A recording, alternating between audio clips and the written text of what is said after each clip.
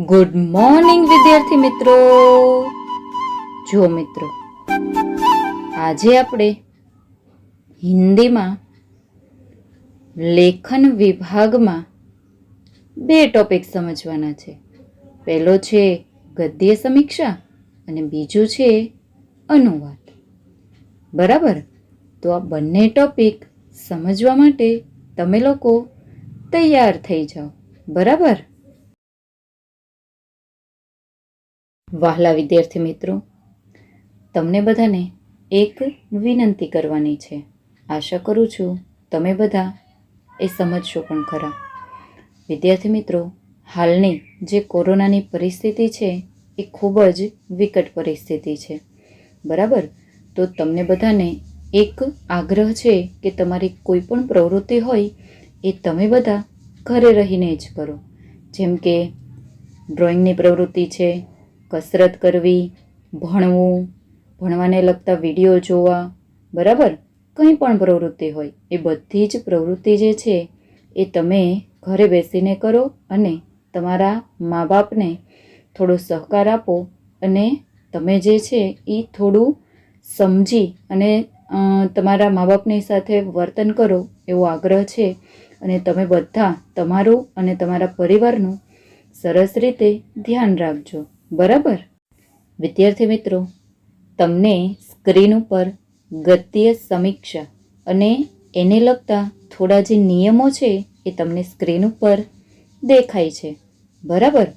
તો હવે આપણે એ નિયમો સમજવાના શરૂ કરીએ। બરાબર? गद्य समीक्षा करते समय निम्नलिखित बातें ध्यान में रखो। नियम पहलो, गद्य खंड पर पूछे गए प्रश्नों को ध्यान में रखकर गद्य खंड को एक दो बार ध्यानपूर्वक पढ़ो। विद्यार्थी मित्रों, आ जे नियम छे एमां आपने एवुं कहेवा मांगे छे કે જે પેરેગ્રાફ આપણે આપેલો હોય પેપરમાં એ પેરેગ્રાફ જે છે એ આપણે ખૂબ જ ધ્યાનપૂર્વક 1 થી 2 વાર વાંચી લેવાનો છે। બરાબર? હવે બીજો નિયમ, गद्य खंड से एक एक प्रश्न का उत्तर खोज कर लिखते जाओ। વિદ્યાર્થી મિત્રો, તમને ગદ્યખંડ જે છે એટલે કે એક પેરેગ્રાફ જે આપેલો હોય એની નીચે પ્રશ્નો હોય છે, તો એ પ્રશ્નોના જવાબ તમારે જે ઉપર પેરેગ્રાફ આપેલો હોય છે એમાંથી એના જવાબ ગોતીને તમારે તમારા પેપરમાં લખવાના હોય છે। બરાબર? તો આ નિયમમાં આપણને એમ જ કહે છે કે તમારે આ ગદ્યખંડમાંથી એક એક પ્રશ્નનો જવાબ જે છે એ ગોતવાનો છે અને તમારે જવાબ તમારા પેપરમાં લખવાનો છે। બરાબર? નિયમ ત્રીજો, प्रश्नों के उत्तर गद्यखंड के आधार पर ही होने चाहिए, किंतु भाषा अपनी हो।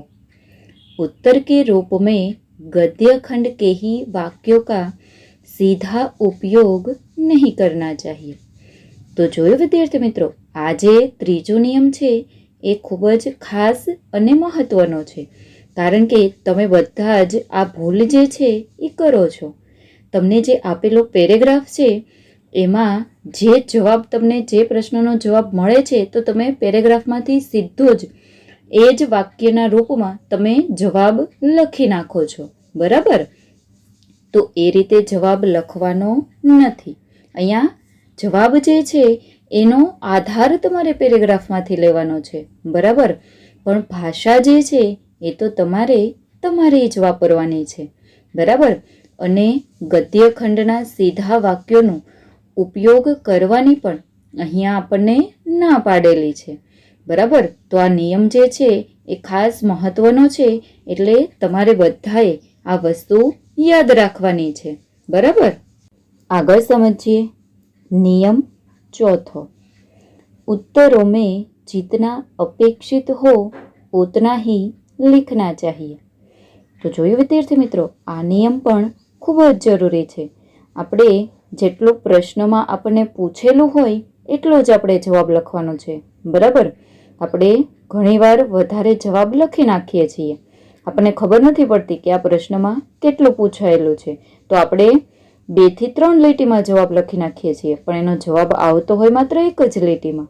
બરાબર, તો એ પણ હવે આપણે નક્કી કરવાનું છે કે આ પ્રશ્ન જે છે એમાં આપણને કેટલો જવાબ પૂછેલો છે અને આપણે એટલો જ જવાબ લખવાનો. બરાબર.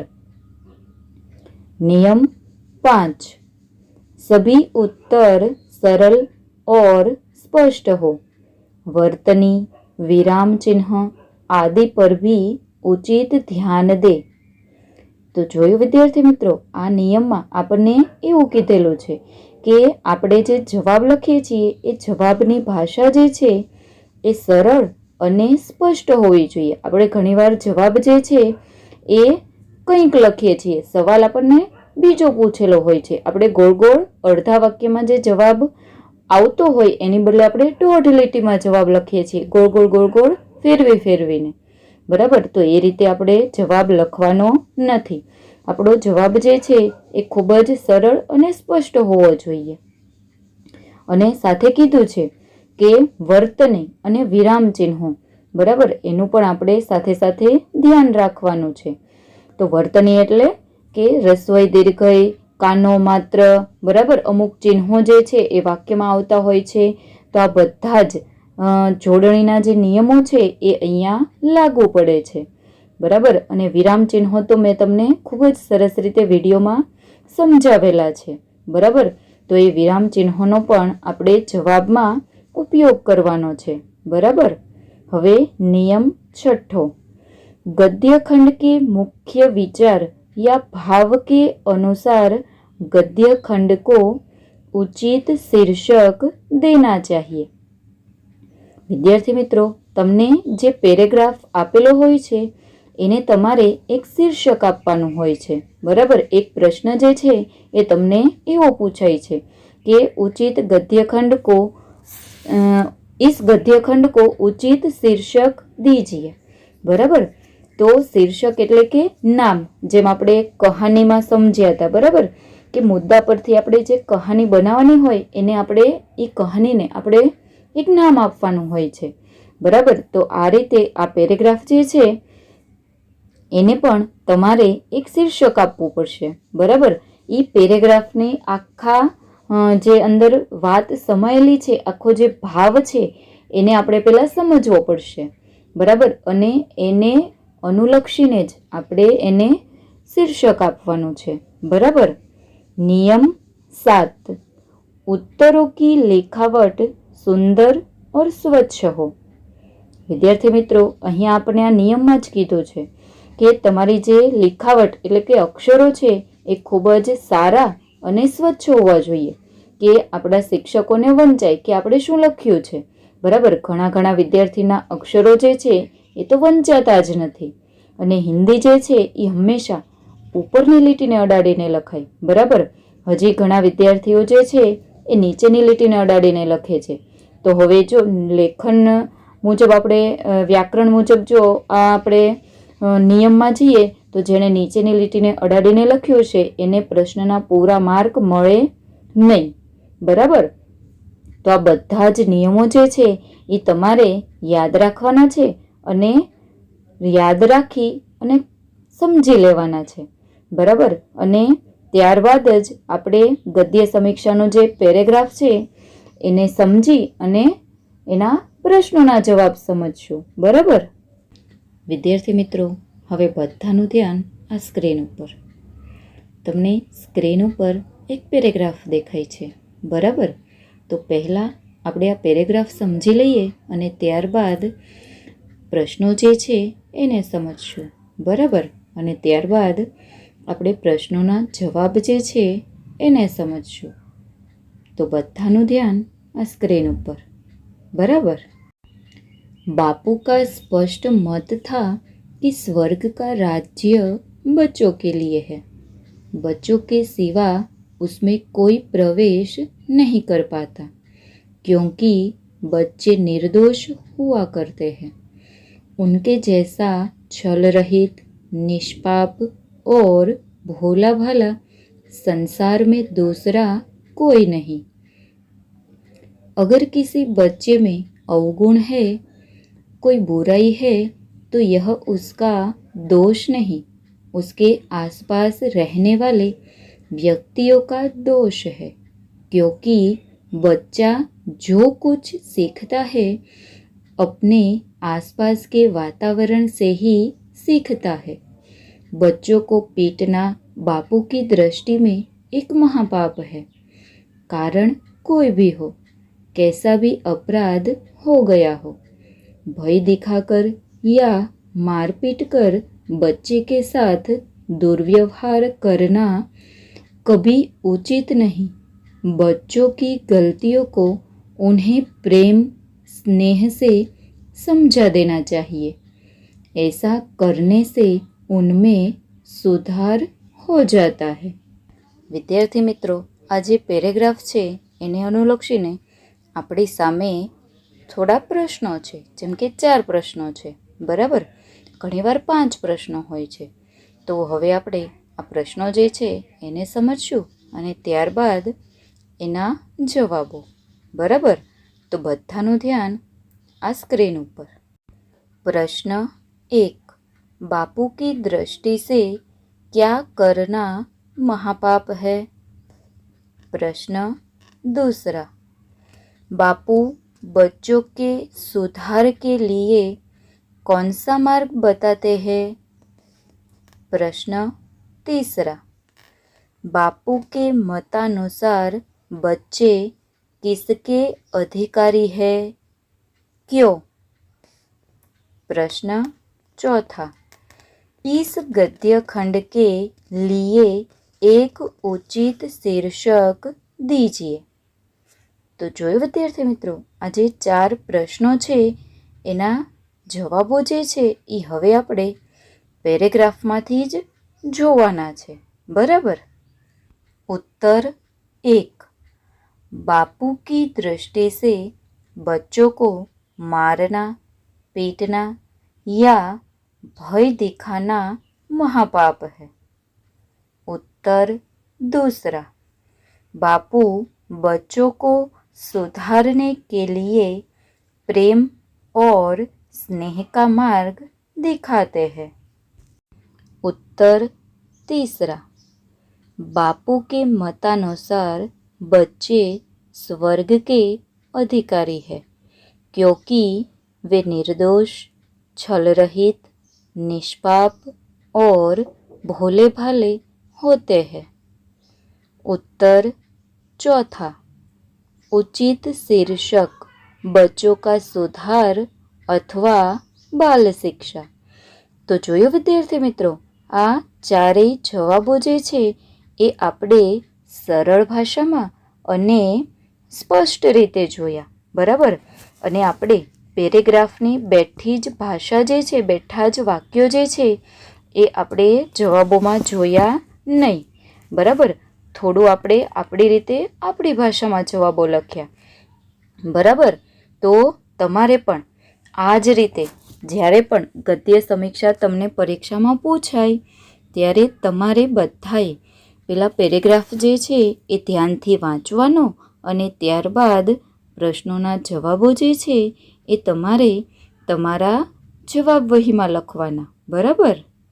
વિદ્યાર્થી મિત્રો, હવે આપણે લેખન વિભાગનો બીજો ટોપિક એટલે કે અનુવાદ જે છે એ સમજવાનો છે.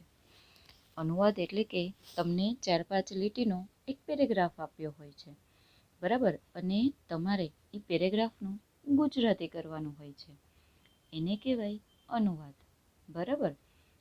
વિદ્યાર્થી મિત્રો, અનુવાદમાં પણ અમુક નિયમો જે છે એ તમારે યાદ રાખવાના હોય છે, જેમ કે જોડણીના નિયમો એટલે કે કાનો માત્ર રસ્વઈ દીર્ઘઈ, અમુક જે વિરામ ચિહ્નો છે એનો પણ તમારે ઉપયોગ કરવાનો હોય છે, પછી શુદ્ધ જોડણી, બરાબર? તો આ બધું જ તમારે ધ્યાન રાખવાનું હોય છે અને ત્યારબાદ જ તમારે એનું ગુજરાતી કરવાનું હોય છે. વિદ્યાર્થી મિત્રો, ઘણીવાર તમને જે હિન્દીમાં પેરેગ્રાફ આપ્યો હોય છે એમાં કહાવત અને મુહાવરેનો ઉપયોગ કરેલો હોય છે, બરાબર? તો એ કહાવત અને મુહાવરે જે છે એનું ગુજરાતી શું થાય એ તમારે યાદ રાખવાનું હોય છે, બરાબર? અને એનું અક્ષરશઃ તમારે ગુજરાતી કરવાનું હોય છે. તો ઉદાહરણ તરીકે આપણે અહીંયા એક મુહાવરો લઈએ તો આડે હાથો લેના. આવો એક મુહાવરો કદાચ તમને હિન્દીમાં પેરેગ્રાફ પૂછ્યો હોય, એમાં જો હોય તો તમારે એનું ગુજરાતી એવું થાય કે ઉધડો લેવો. બરાબર? તો એ તમને ત્યારે યાદ આવવું જોઈએ. તો આજે બધી જ વસ્તુઓ છે, એટલે કે એના નિયમો છે, એ તમારે યાદ રાખવાના છે. અને હા વિદ્યાર્થી મિત્રો, ભાષા જે છે એ તમારે ખૂબ જ સારી અને સાદી લખવાની છે. બરાબર? એટલે કે સારી લખવાની છે, સ્પષ્ટ. આમ ગોળ ગોળ ગોળ ગોળ અર્થ ન નીકળવો જોઈએ. બરાબર? જે તમે હિન્દી વાક્ય જુઓ છો, વાંચો છો, એનું સ્પષ્ટ ગુજરાતી થવું જોઈએ. બરાબર? તો આ નિયમ સાથે હવે આપણે અનુવાદ જે છે એ સમજીએ. વિદ્યાર્થી મિત્રો, હવે બધાનું ધ્યાન આ સ્ક્રીન ઉપર. बराबर? यदि कोई कुछ कष्ट या असुविधा उठाकर हमारे लिए कोई काम करता है तो हमें उसके प्रति अपनी कृतज्ञता अवश्य प्रकट करनी चाहिए. इसका सबसे सरल तरीका है उसे धन्यवाद देना. यदि बस या रेल में कोई अपनी जगह हमें बैठने के लिए देता है तो उसे धन्यवाद अवश्य देना चाहिए. धन्यवाद शब्द बोलते समय ऐसा लगना चाहिए कि हम उसे हृदय से धन्यवाद दे रहे हैं, केवल ऊपर ऊपर से नहीं. વિદ્યાર્થી મિત્રો, હવે આપણે જે પેરેગ્રાફ હમણાં હિન્દીમાં વાંચ્યો એનું આપણે ગુજરાતી કરીએ. બરાબર? સ્ક્રીન ઉપર તમને ગુજરાતીમાં પેરેગ્રાફ દેખાય જ છે. બરાબર? તો બધાનું ધ્યાન આ સ્ક્રીન ઉપર. જો કોઈ થોડું કષ્ટ ઉઠાવીને કે અગવડ ભોગવીને આપણા માટે કોઈ કામ કરે તો આપણે તેના પ્રત્યે આપણી આભારની લાગણી અવશ્ય પ્રગટ કરવી જોઈએ. આની સૌથી સરળ રીત છે તેને ધન્યવાદ આપવાની. જો બસમાં કે રેલગાડીમાં કોઈ પોતાની જગ્યા આપણને બેસવા માટે આપે તો તેનો જરૂર આભાર માનવો જોઈએ. આભાર શબ્દ બોલતી વખતે એવું લાગવું જોઈએ કે આપણે હૃદયથી તેનો આભાર માનીએ છીએ, ફક્ત ઉપર ઉપરથી નહીં. તો જોયું વિદ્યાર્થી મિત્રો, આપણે જે હિન્દીમાં પેરેગ્રાફ વાંચ્યો હતો એનું અક્ષરશઃ અહીંયા આપણે ગુજરાતી કર્યું. બરાબર? તો તમારે પણ આ જ રીતે હમણાં હોમવર્કમાં તમને એક પેરેગ્રાફ આપું છું, એનું તમારે બધાએ ગુજરાતી કરવાનું છે. બરાબર? વિદ્યાર્થી મિત્રો, અહીંયા તમને હિન્દીનો એક પેરેગ્રાફ પ્રેક્ટિસના રૂપે આપેલો છે. બરાબર? તો તમારે આ જે પેરેગ્રાફ છે એનું ગુજરાતી તમારી જાતે તમારી નોટબુકમાં લખવાનું છે. બરાબર? અને હા વિદ્યાર્થી મિત્રો, આપણે ગદ્ય સમીક્ષા પણ શીખ્યા. બરાબર? તો ગદ્ય સમીક્ષાનો એક પેરેગ્રાફ અને નીચે 4 પ્રશ્નો જે છે એ પણ મેં તમને સ્ક્રીન ઉપર આપેલા છે. તો આ પેરેગ્રાફ ધ્યાનથી વાંચી અને નીચે આપેલા જે પ્રશ્નો છે એના જવાબો તમારે જાતે ગોતી અને તમારી નોટબુકમાં લખવાના છે. બરાબર? વિદ્યાર્થી મિત્રો, તો હવે આપણે આગળના તાસમાં મળશું. ત્યાં સુધી તમારે બધાએ તમારું અને તમારા પરિવારનું ધ્યાન રાખવાનું છે અને અભ્યાસ જે છે એ રોજે રોજ કરવાનું છે. બરાબર? તો આવજો વિદ્યાર્થી મિત્રો.